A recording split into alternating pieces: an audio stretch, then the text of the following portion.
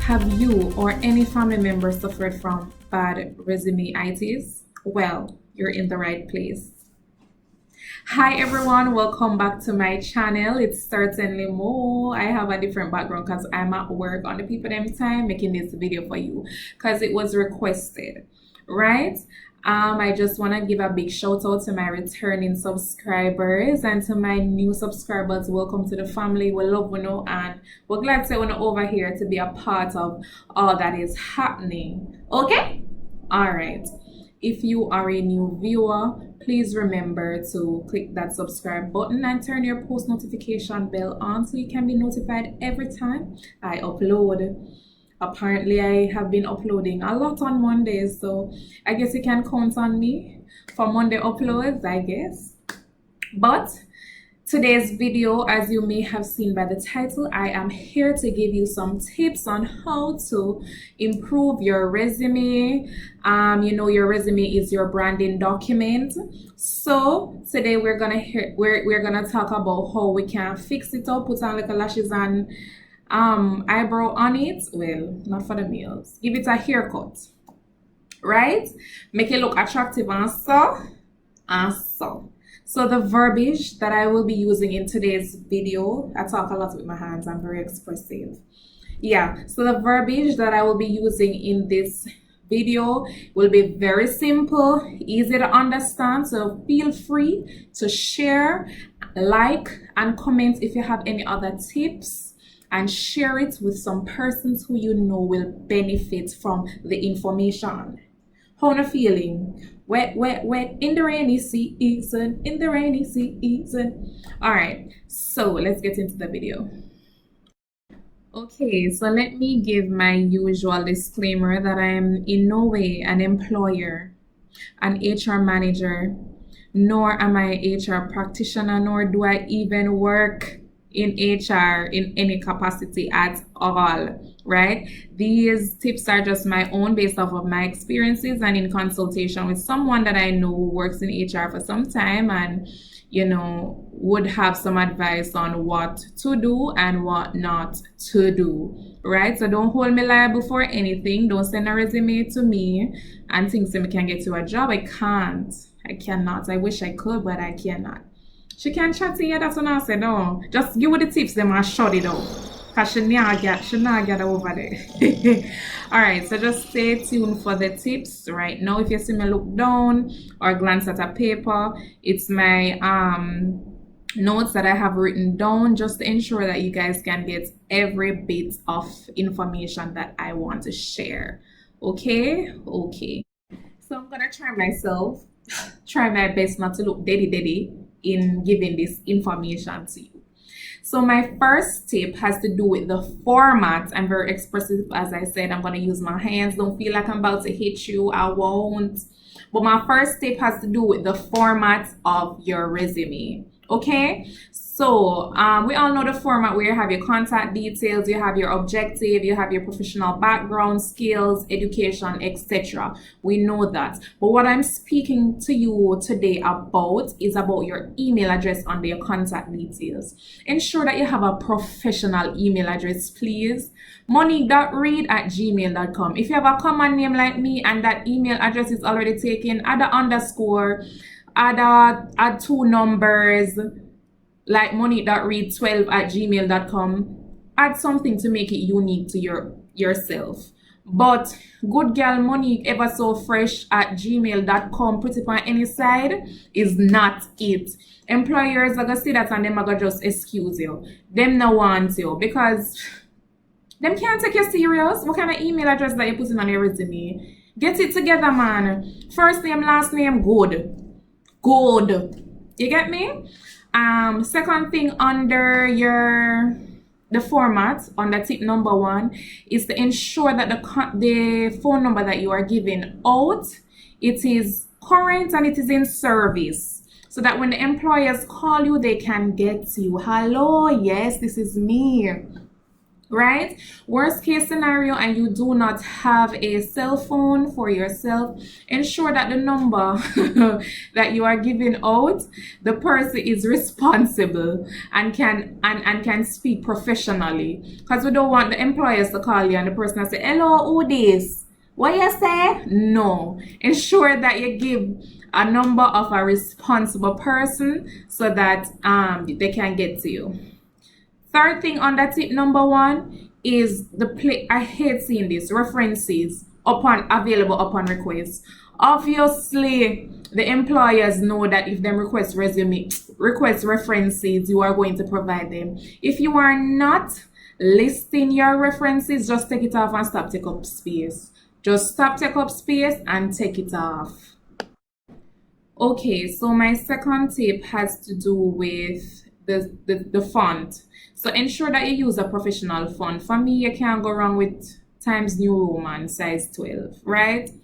Quick, fast, easy, clean.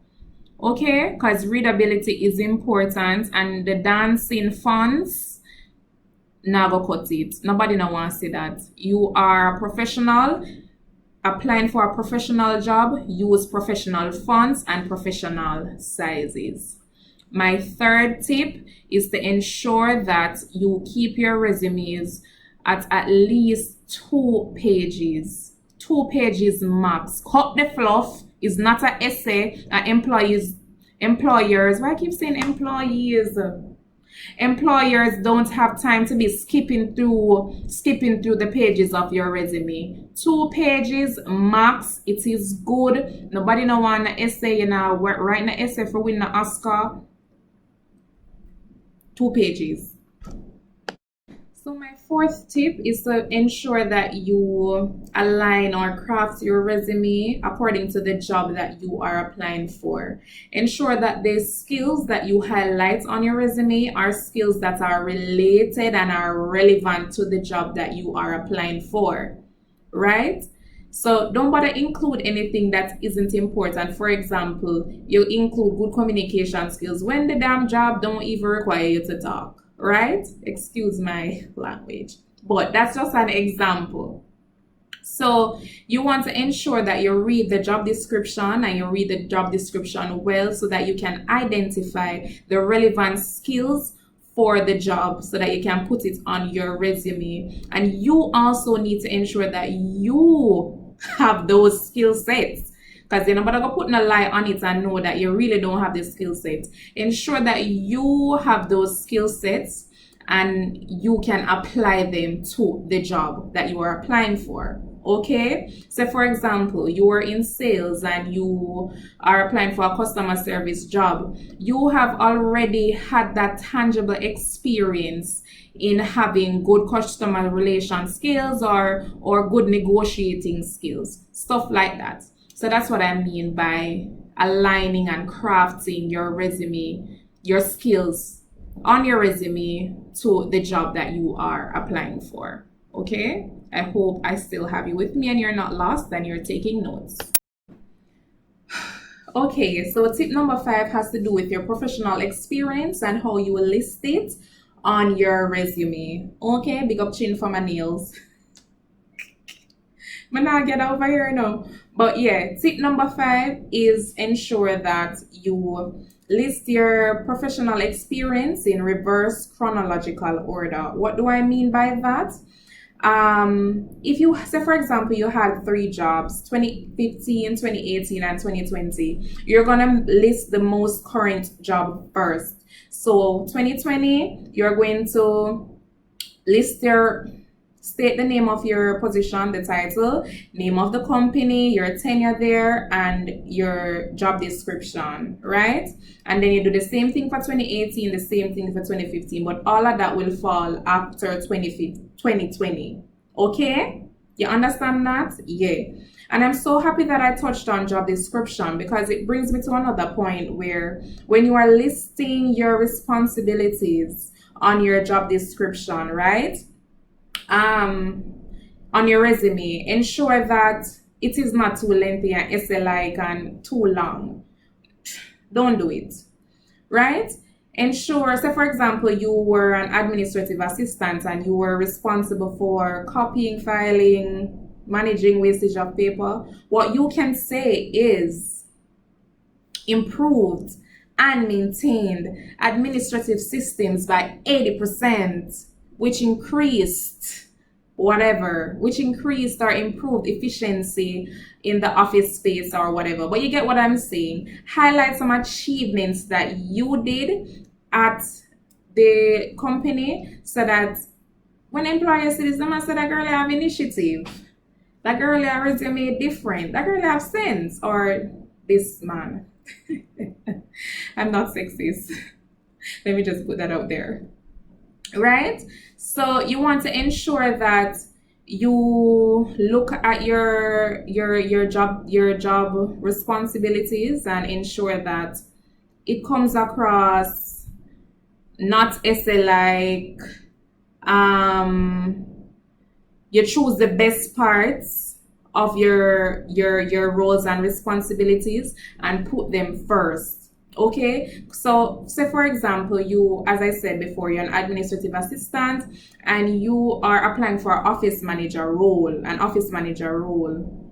The first things that you should list under your role, your current role as an admin assistant, is something have to do with multitasking or managing projects simultaneously or collaborating with internal and external stakeholders. Stuff like that is what you include first as it relates to the job that you are applying for, because guess what, employers are look on the first three little responsibilities to see if you are best fit. Trust and believe me. You have to impress the employers with the first things that you present on your resume. This is what will let them know if they should be interested in reading any further. This is what will set you apart. Get what I'm saying? And you also need to ensure that you are consistent with your resume and how you present it, because employers are, what should I say? Employers are interested in knowing if you are a job hopper. They want to know if you are stable. They want to know if they're going to employ you today and then tomorrow they have got to employ somebody else to fill back that position. That's wastage of resources for them. Okay, so we're going to move on to my next tip. So my it's my sixth and final tip. If you want a part 2, you can let me know, but this is my final tip for today. Right? Ensure that you proofread, edit, and save your resume as a PDF document. Right? And also ensure that you have a Word copy of it, because you will have to make tweaks and changes to your resume as you apply for different jobs.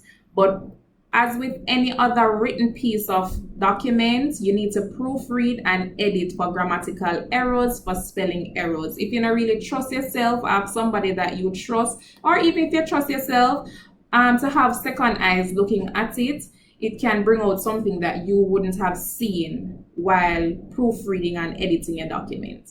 So, as I said, proofread, edit, save it as a PDF when you're finished, when applying for the job and sending it via email, and you should be fine. Okay, always consult with someone else to get their fresh eyes to look at the document, because resume writing, trust me, if you want to get it to the T, you have to put in effort, right? Can be a bit of a challenge.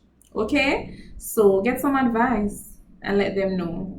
Anywho, this brings me to the end of my video. I hope you enjoyed it. I hope you took notes, and I hope you can apply whatever I have shared with you to your resume and fix it up and make it nice and clean and so. Okay? Stay tuned for more content, because I have a lot of things coming. I have a lot of stuff coming for you guys. And I really do appreciate, as usual, you coming over here, liking, sharing, and commenting on my videos. Keep safe, and all the best to you and your resume writing. All right, bye bye.